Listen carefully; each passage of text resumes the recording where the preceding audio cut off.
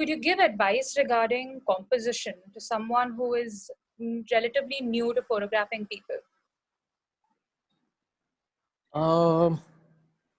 Okay, to someone who's relatively new photographing people, the one big advice in terms of composition, though it's not directly in terms of composition that I would give them, is study the work of a lot of photographers who have photographed people.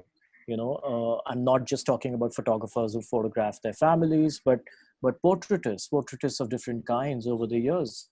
Because the more you actually look at different kinds of work, the more you will realize the possibilities, the more you realize that maybe this is a zone I want to go in, maybe this is a zone I want to avoid. So that is definitely one thing. Beyond that, uh, look, it's very easy to really give simplistic advice like use the rule of thirds and keep a simple frame and stuff like that. Frankly, none of that matters. What matters is that the emotion in that photograph, especially if you're photographing someone you live with, what matters is that the emotion in the photograph shines through.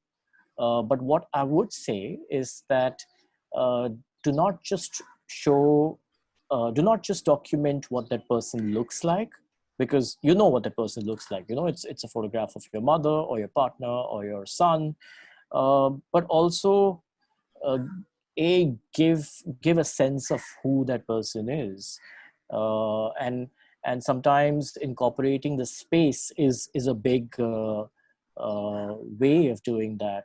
So it's incorporating the space and not just the face of the person is a way of bringing in story. It's a way of creating mood.